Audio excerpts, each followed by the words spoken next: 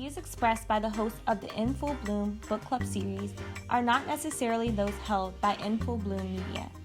Our hosts do not claim to be experts on the topics we discuss, but instead will express opinions derived from their own lived experiences. The In Full Blume book club is committed to exploring real issues that affect humanity. These conversations may be challenging and heavy, but we believe them to be necessary and hope they will be empathy cultivating and transformative for the host and for all of you. Please remember that these discussions are made for an adult audience, so view at your discretion.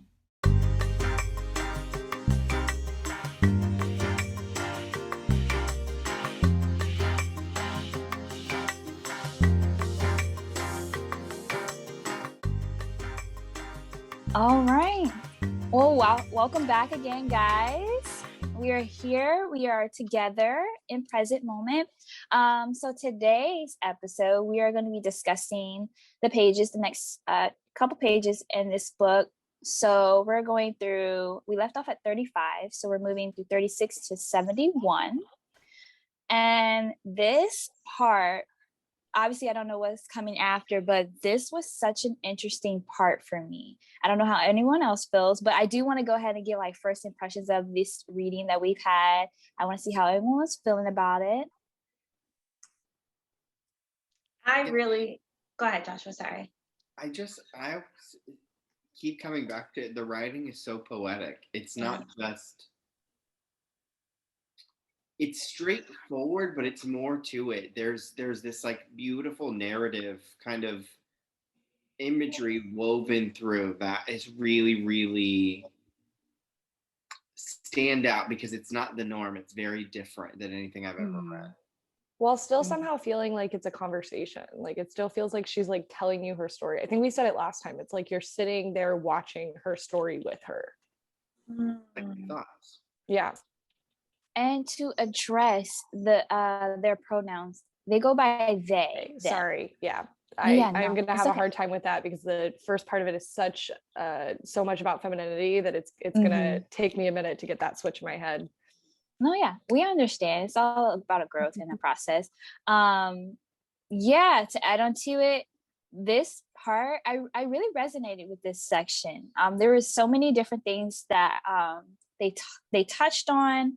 I love the cross. It's like 1 minute you're taken back into that memory, and then you just get cut right into like I'm gonna talk to you about, let me pull up this research that I have. And it's like, ooh, it kind of happens really suddenly. And I'm like, okay, hold on, let me refocus my mind for what's about to happen, because they be spitting some like real information. They are doing some major research, and it really helps tie the story together and like the experiences that's happening.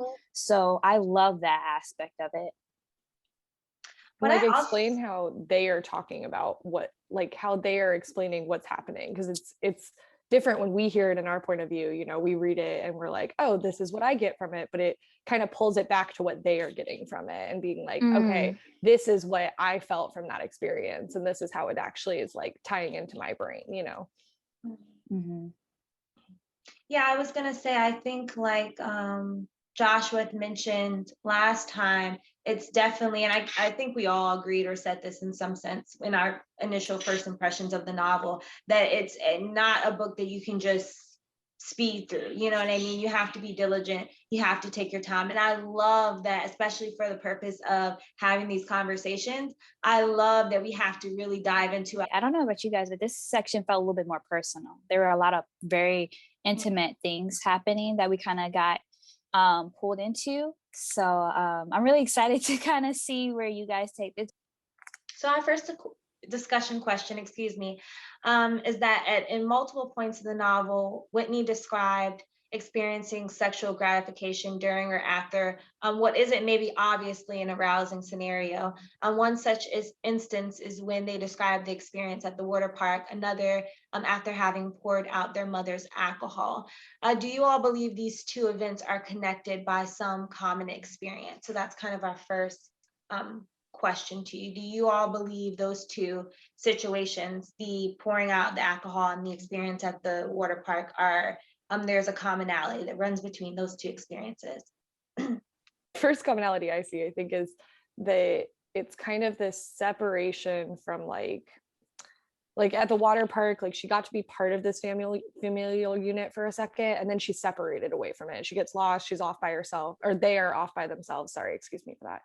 They are off by themselves for a really long time, and then they like come back together, and it's like that solidarity alone, separated from the familial unit. And then the alcohol, I see it as the same way. Their mom is very attached to this thing. It's destroying the familial unit. She can't see her mom as like a respectable figure anymore, partially because of the alcohol. So she gets to do this like separation from that and like the destruction of that, and then go back forward into, you know, what that brings to her is this. I guess I can't really make the connection though as where that gets sexual gratification, because that's just not the way my brain works, but I can see how like that triumphant feeling might be something that leads into that kind of thought process. Okay. And do you even feel that did you identify that or recognize it in the same way? I think after the alcohol pouring out situation, they actually there was manual stimulation afterward. Right. So I think there seemed to be, from my perspective, kind of a clear link there, but maybe not so much at the water park. And maybe I'm tying even the alcohol situation together too closely. So I don't know. What are your thoughts about that? Yeah, I guess I kind of saw it as separate. Like it was this thing that she was doing, or they were doing. I'm gonna get that they were doing when her mom came. Okay, it's this thing that they were doing when their mom came home and like caught them, but to me it wasn't directly tied. But I don't know that that's necessarily correct either. You know, I think it just is where our brains went with the situation. I mean, I guess the instinctual reaction, or like kind of like my first thought about kind of what it is that they're both acts of rebellion. While one is an unchosen act, the other is more of a chosen one. The water park, she gets lost by accident and then stays lost, and it's not anything that was like done on purpose. And then when we talk about the second scenario of pouring out the alcohol, it's done intentionally, and there's a sense of gratification behind doing it. And so I think it's a moment of arousal that what stems from like empowerment, if that even makes sense. Like it's a weird it's like a weird concept, but being like, I'm breaking out of this kind of mold that I've always existed in, and now I'm finding out the length of kind of like where my identity goes type situation. Yeah, and that that completely makes sense to me. Thank you for that. Well, and they had talked about like it before too, and like that's what I'm about to say is definitely part of just normal child sexualization or sexuality, not sexualization, but of child sexuality. And they mentioned previously that their mom used to put them to bed really early, even when the light was still out, and it was too early for them to be going to bed for the age that they were, but that they would touch themselves in the dark to be able to get that comfort to be able to go to sleep. So I think it's a bit of both. It's like that empowerment feeling of like, I did this thing, and I'm, you know, here's this badass thing I did.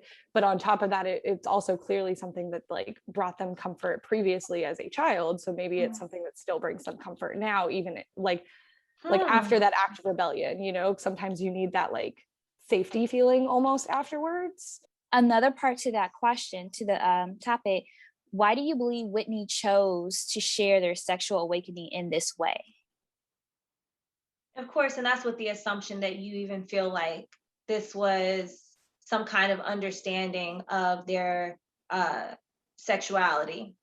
I want to point out, I think that, you know, in the first episode, we talked about their body, right? And talking about their body and different aspects of their body and their connection of their body being relational and a familial aspect.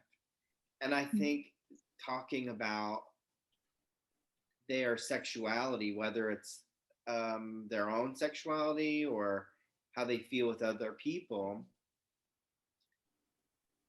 I think what they are doing is normalizing that they are trans and going through what we talked about being body dysmorphia in the previous episode, to saying that there is still a connection to their own personal body. There is still a pleasure associated to their body because that's what it is. And they're still figuring out their own sexuality as they're transitioning even their sexual identity. That's a very good point. Yeah, that was poignant. Really. I liked Yeah, full circle. Thank you for that. Whitney describes in detail a time when apparent strangers took them to a water park for a day. After describing the event in fairly vivid detail, Whitney remarks that they still have no idea who these people were. What do you all think, what do you all believe is the significance of this event as it relates to Whitney's home dynamic at that time? This was a part where I really wish we could have had her mom's perspective included in there. And there wasn't very many times where I wanted that, but I wish I could hear the explanation that their mom had, because I feel like it would have been something along the lines of like, oh, well, I talked about them so much that they felt like they knew you. So they just decided to take you with them. And like, I almost feel like their mom must have played up the relationship between her and this woman that came and ultimately took Whitney to the water park, like must have played up that relationship in her head to allow that to happen.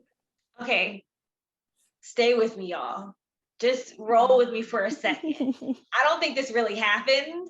I don't know. I feel like maybe it was like a fantasy or a dream.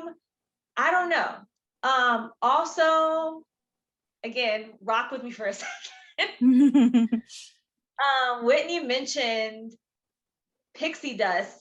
Granted, I think that's like the sugar candy, right? Right. Yeah. So would that actually make you have hallucinations? I don't imagine so. However, I don't know. I didn't know if it was like actually what happened. There were some drugs that were taken. I don't know. I felt like maybe it was either a hallucination or a fantasy or a dream. I see where you're rolling to you. I see where you're rolling or where you're trying to go. You have some things to kind of like help stack it up for you. So I'll give you that. Receipts. I'm pulling some things together. However, I don't know. The thing is, because like this reminds me of something that I went through, where not to say my mom trusted any and everybody, but like my mom, you know, had 5 kids. And at that point, it was kind of like, somebody please take them. You know what I'm saying? And like, not to say we were with strangers, but there were times I remember being with people I wasn't too familiar with. However, it was kind of like I found out who they were later. And I think my question is, why wouldn't Whitney just blatantly was like, I don't know who they are even to this day. Why wasn't that ever questioned? You know? I don't know. I feel like if that happened, I'm definitely like, Mom, whoa. I don't know. This lady came in the house. Like, first of all, the lady literally busted in the house, pretty much. And with that's clear confusing. Expectations that Whitney knew what was going on, though, because she Exactly. busted in and was like, where's your bag? Why aren't you ready to go? Like, she thought that Whitney knew what was happening. Very confusing. Oh, sorry. Go ahead. And then the mom, well, first of all, the mom said the day before or whatever that she's going somewhere. They're going to, I thought she said they were going on a trip. I thought that's what was said. But I know that the mom was leaving or somebody was leaving. Why is Whitney at the home by themselves this whole time though? Like that feels strange to me. I don't know, that just doesn't feel consistent with a lot of things. I don't know, guys. Honestly, now that you guys are saying all this, I'm really trying to wrap my head around this. It's something about this just doesn't feel consistent and I'm like really confused. So more evidence that this wasn't real, more evidence that this was a fantasy because Whitney didn't feel comfortable in the space with, I think it was Whitney's mom and I believe Jeb, right? At this point, right. Jeb. I could see what you're saying to some degree though, Tia, because I have some memories that I'm not sure if they were dreams or not. Like there's one I specifically have where like kids at a swimming pool and I look down and the baby's at the bottom of the pool and I just pick them up and like hand them to the mom and the mom's just like, okay, and walks away. I vividly remember it, vividly. Like I can remember the exact details, but I have no idea if it's a dream or not. So Emerson discusses an art piece called The Spectacle by an artist by the name of, I'm gonna mess this up, Pilar Gallego. I apologize, I should have looked that up before. The art piece is a nod to Breeze Beach, a queer beach in New York, and features a character called Mouthhead that was described as being meant to thwart unwanted interpretation and to be illegible. Whitney interpreted the piece as intended to address the projection, whether that be sexually, racially, and gender-wise, onto a body, onto a body. And so again, the quote that we're looking at is, what is the body that can't be read? Like if you think about it, if they're talking about the queer beach in particular, right? And it makes mention and it specifies this, but it talks about what's a body that can't be read, right? And I think that you could take that, there's ways of interpreting that phrase, I guess, and that's obviously why we're talking about it. We think of like body as in the way of like the body of a text is like the first thing I think about. You can think about a natural, like anatomical body, but then there's things like the ocean. It's like a body of water. Mm-hmm. Or I think then into like a more abstract way of community being a body, a collection of things. Mm-hmm. So you believe that quote was potentially making a statement about community? I'm not sure. Okay. Yeah. Yeah, interesting. I think that it might be because if we talk about this mouthhead as being meant to thwart unwanted interpretation about whatever it's meant to project onto a body, I think when it's the picture of the queer beach, there's multiple bodies there. The community in and of itself is a body. The sea is a body. I think that there are many probably races in the photo within the body and sexualities and things like that. So potentially, but that's a very abstract way of thinking about it. Yeah, I certainly read it more literal. Specifically with the quote, Gallego wonders if they can move women or a man off of a body, peel back the significance.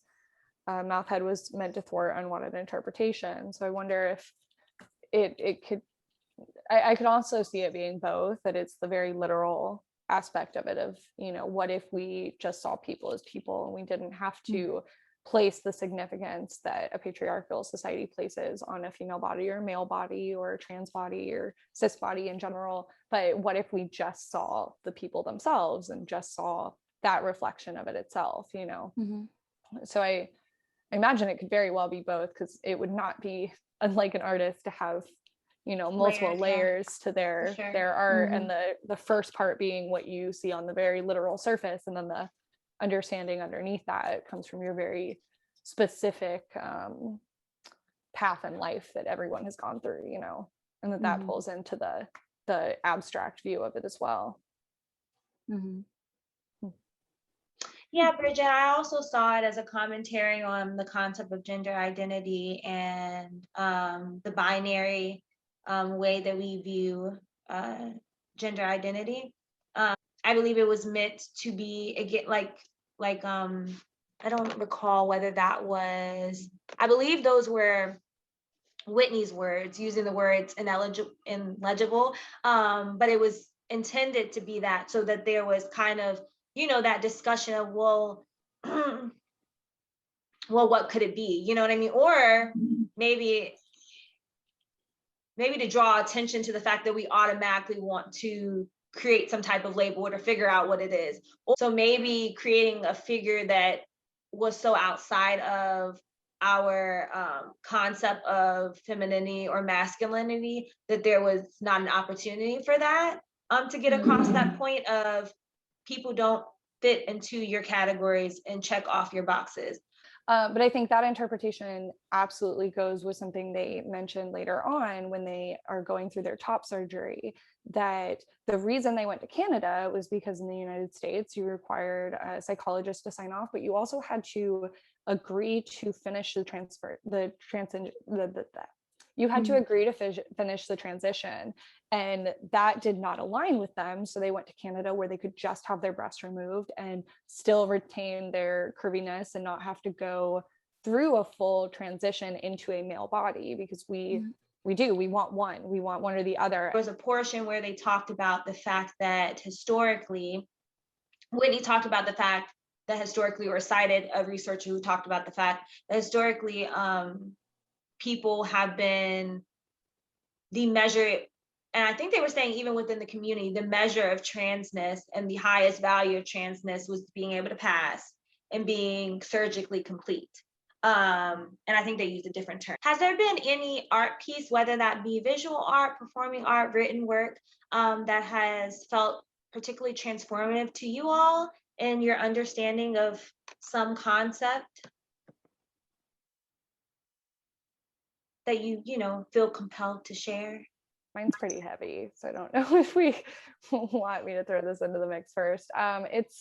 It was one that went viral a couple years ago. It comes back up every once in a while, but it was the art piece. I believe it was in New York, and I don't remember the artist, unfortunately, because I'm really bad with names, but whose art was the outfits that women were sexually assaulted in, and that I think men as well. It was a wide range, and it was pointing out, and it was actually one of the like kind of awakening moments I had, because I was very like hesitantly feminist as a kid. I was very as a teenager specifically, where like I wanted to feel that empowerment, but because of my conservative upbringing, I was taught that feminists were bad and they were evil and they were out to bring down man and hate all men kind of thought. But this was one of those pieces that kind of opened my brain to it a little bit more and connected to me on a personal level as well. So it kind of forced that perspective. But obviously the thought process behind it is that when a woman is, or a man, or anyone involved in this is sexually assaulted, one of the very first questions is, what were you wearing? What clothes did you have on? And it was showing, people in jeans and sweatshirts. It was those clothes. It was pajamas. It was every range of clothing. And it showed that the clothes do not matter. It is not part of the conversation, and it shouldn't be part of the conversation, and how the person was acting or behaving should not be part of the conversation. But the conversation should be on the man who decided to rape someone and how that impacted everything else, and not the choices that the victim was making. I worked in an alternative center at one point, and I was teaching an art class, which is an interesting experience in itself. I really enjoy art interpretation, and I like having these type of discussions. So I was kind of incorporating what would feel good to me as well, and what I thought was really meaningful. I thought it'd be meaningful for people to be able to connect with the art, and I thought there was so much that the students could gain from that experience. So anyways, I did like an interpretation piece where they looked at this particular piece of art. And I don't remember what it's called, unfortunately, but it was an art piece where essentially it was like a recreation of a room after someone came out from a depressive episode. And that was impactful. And I've struggled with some mental health issues as of recently. And I think that at that time that it may have started to begin.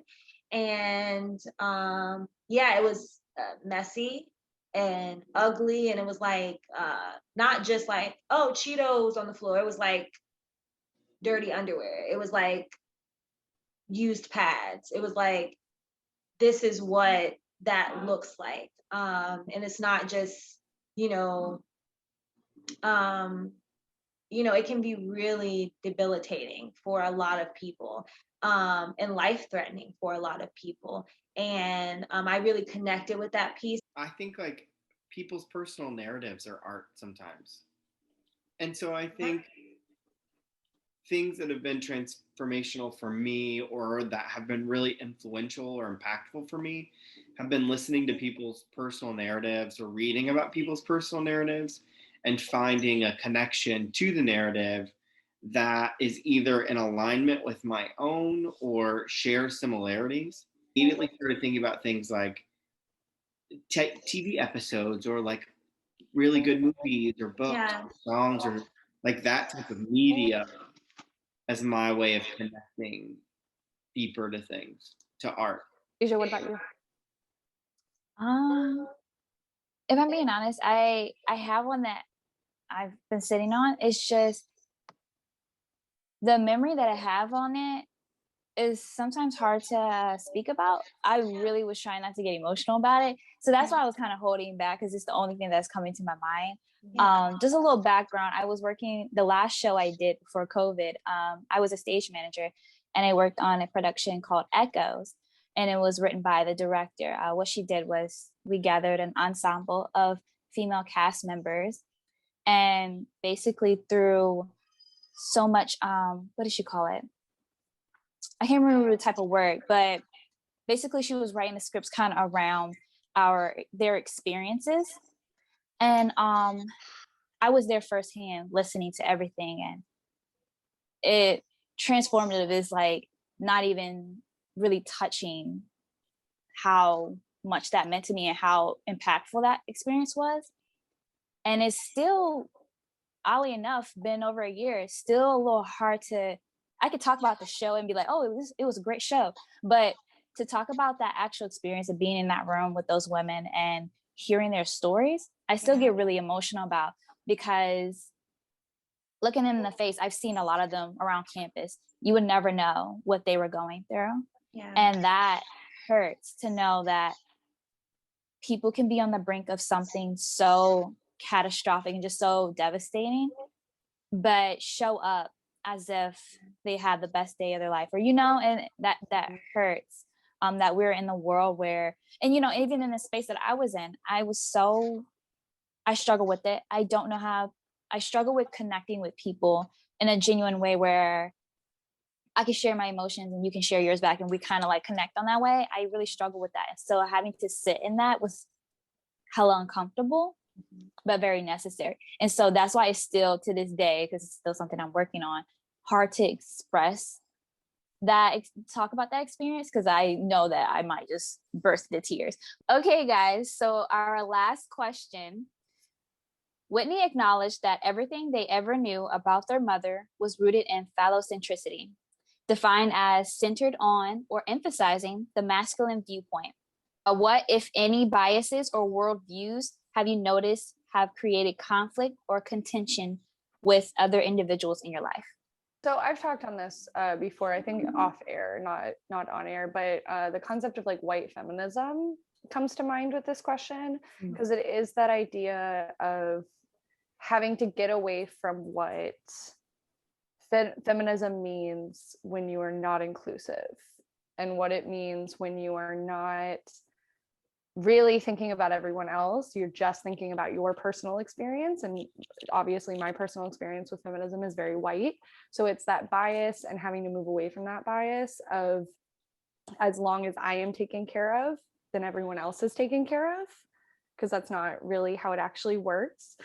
And I very much think feminism needs to, and true feminism absolutely includes the trans experience and people of color and LGBTQ, and all of it is inclusive within the concept of feminism. If there's that concept of white tears, of white female tears specifically, I know if I go crying to my boss, I can get a reaction.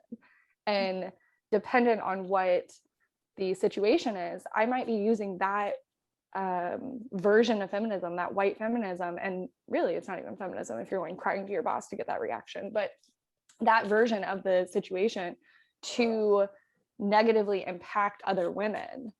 And I think that that's the bias that comes to mind with this question, for me at least, is the idea that without that direct look at what my actions as a feminist does for other groups, I can't call myself a feminist. I guess the first thing I thought about was like leadership, which is like a weird thing to think about when we're talking about gender identity, to be the one of like, I guess the first thought that you get is leadership. But I do think that gender identity is deeply rooted into leadership, because it determines how you're going to be perceived as an effective leader or not. But also there are certain traits that we associate with being a leader that would be also associated as masculine traits versus those that we would determine as somebody who's more of a follower and having more passive traits being more feminine. Yeah. I think for me, the thing that came up the most was that for a long time, I kind of walked around with, I think, kind of a sense of superiority. I felt like I had a lot of the answers, and I maintained like a really positive perspective on life, and I was very motivated and ambitious. And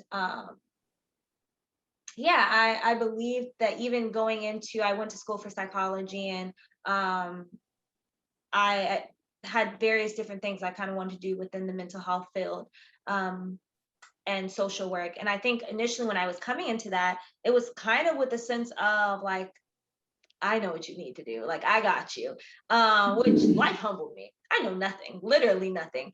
I think I have such a greater appreciation for all the different types of ways people live, and a better understanding and empathy toward that. And I honor that. This was good. Again, so feeling and fueling. I don't want to sound like a broken record, and I hope I don't come off ingenuine, but like, it means so much to be in this space with you all. I honestly have a million ideas all the time, a million thoughts all the time. I dissect everything, I analyze everything. So for you all to be able to provide me with the space to explore these thoughts, for me to be able to get in other people's heads about what they think about a narrative, what they think about societal issues, is so freaking cool to me. And so I'm so thankful for y'all, and I've so deeply enjoyed this.